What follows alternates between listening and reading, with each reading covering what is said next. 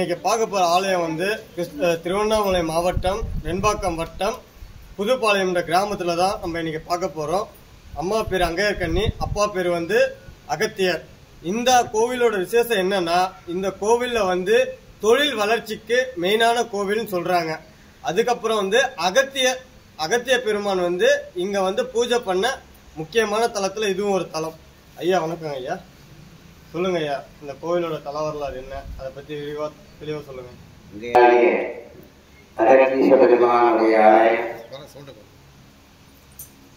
ஊர் பேர் வந்து புதியபாளையம். அகத்திய முனைவர் புதியபாளையத்திலிருந்து புதியபாளையத்துக்கு வந்து நம்ம அகத்திய பெருமானுக்கு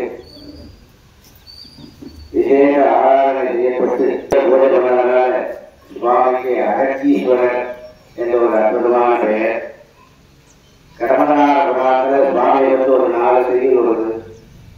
எவ்வளவு ஒரு தீராத பிரச்சனை எப்படி இருந்தாலும் சுவாமி தீர்த்து வைப்பார் அப்படின்றது. தொழில் வளம் செய்யறவங்க, புதுசா தொழில் படிக்கிற பிள்ளைங்க, புதுசா தொழில் ஆரம்பிக்கிறீங்க, இதெல்லாம் வந்து சுவாமி வந்து முதல்ல ஒரு தரிசனம் பண்ணி போனாலும் ஒரு காப்புல வந்து போயிடுறாங்க. என் கண் கூட நான் நிறைய பேர் பண்ணியிருக்கேன். 2009 கும்பாபிஷேகத்தில் தான் அந்த கல்வெட்டை பார்க்கும். அந்த கல்வெட்டை பார்க்கும்போது அந்த சிறப்பு ஒரு சுவாமி பற்றி தெரியுது. மகப்பேர் இல்லாதவங்க ஒரு 5 பிரதோஷம் அந்த கோவிலுக்கு வந்து போனால கண்டிப்பா அவங்களுக்கு தோணப்படும். என்னுடைய சர்வீஸ்ல ஒரு 5-6 பேருக்கு சொல்லியிருக்கு, 4 பேருக்கு அந்த மாதிரி வந்துடும். அந்த மாதிரி ஒரு அற்புதமான தலம். இந்த மகப்பேர் இல்லாத தம்பதிகள் வந்து நவகிரக சாந்தி, நாகசாந்தி அப்படின்னு நம்ம கோவில பண்ணிட்ட ஒரு 2 பேருக்கு பண்ணிட்டு அவங்களுக்கும் பிறந்திருக்கு. அந்த மாதிரி ஒரு அற்புதமான ஆலயம் சிறப்பான முறையில் கும்பாபிஷேகம் நடைபெற்று உள்ளதா. அனைத்து ஆன்மீக பெருமக்களும் அவங்க கூட என்னாவோ விசேஷ நாளில் வந்து சுவாமி தரிசனம் பண்ணி ஒரு அபிஷேகம் பண்ணி ஒரு அன்னதானம் பண்ணாலே போகும். அவங்க என்ன நினைக்கிறாங்க அதை கண்டிப்பாக அந்த சுவாமி செஞ்சு கொடுப்பாரு. அந்த முறையிலே இந்த கோவில் வந்து சிறப்பான முறையிலே ஒரு உடம்புக்கு நடைபெறுவதுன்னா இந்த ஆலயத்துடைய நிர்வாகத்தில் விளக்கக்கூடிய அங்காளர் அவர் முழு பொறுப்பேற்று பணம் வந்து அரசாங்கத்தில் வரலாறு ஒரு சம்பளத்தை வச்சு முதலீடு பண்ணி ஒரு கும்பாபிஷேகம் பண்ணியிருக்காருன்னா அவருடைய சின்ன வயசுலேயே இந்த கோவிலில் வந்துடும் ஈடுபாடு. அவர் வயசு விட நான் கம்மிதான், ஆனா அந்த அளவுக்கு ஒரு சர்வீஸான மனுஷன், அந்த ஈடுபாடு அதிகம். அந்த அளவு ஒரு கும்பாபிஷேகம் நடைபெற்று அற்புதமான முறையில் இந்த ஆலயம் நிறைவேறுவது. அவங்க கூட என்ன சுவாமி பார்த்தீங்கன்னா கண்டிப்பா அது நிறைவேற்றி வைப்பார்ன்றது ஐதியும் உண்மை எனக்கு தெரிஞ்சது. கண்டிப்பா நடக்கும்.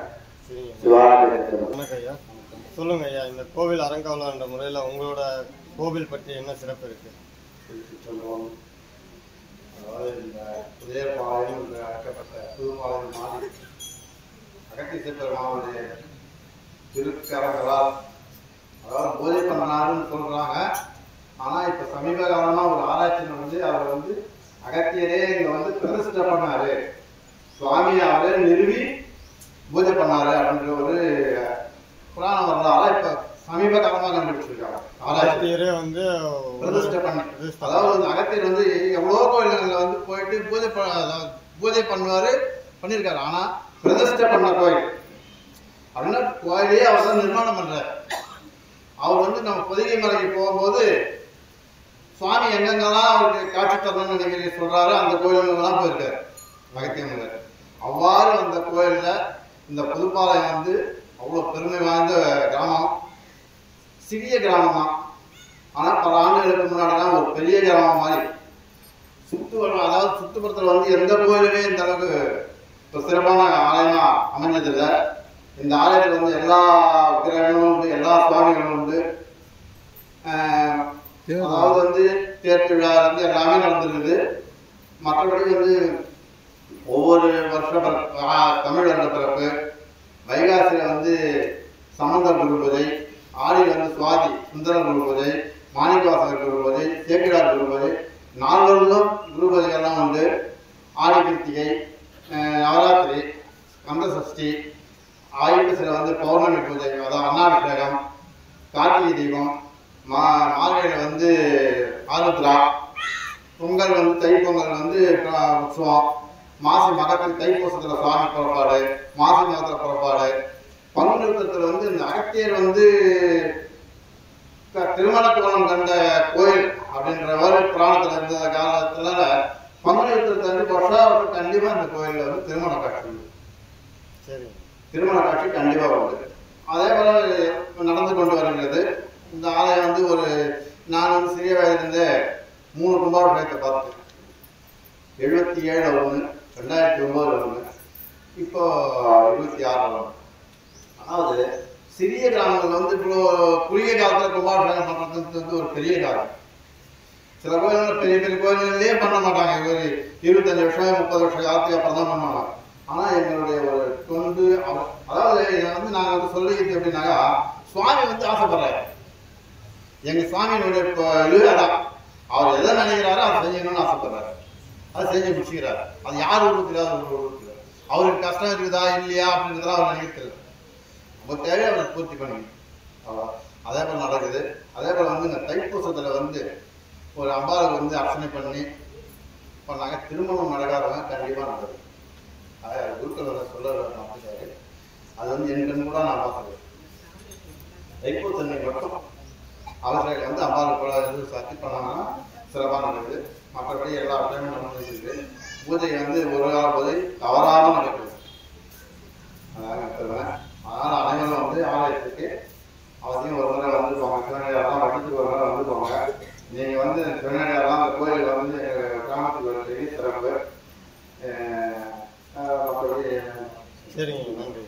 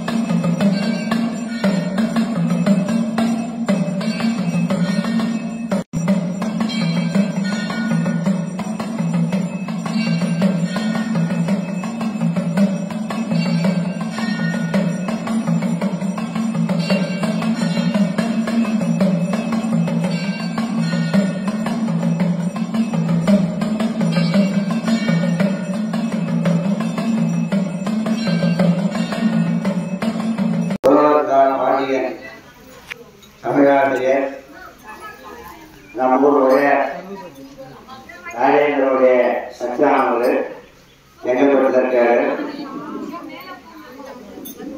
கொஞ்சம் உடையார் வந்து நம்ம ஊரில் வந்து நம்ம பழனிமொழியோடைய அழைச்சி ஒரு போது அந்த மாதிரி அவருக்கு ஒரு போது அல்லாண்டீஸ்வரர் ஆதிலீஸ்வரர் ஒரு போது சொல்லி அவர் போய் பார்த்துருக்காரு. நிறைய பண்ணியிருக்காரு அந்த போது.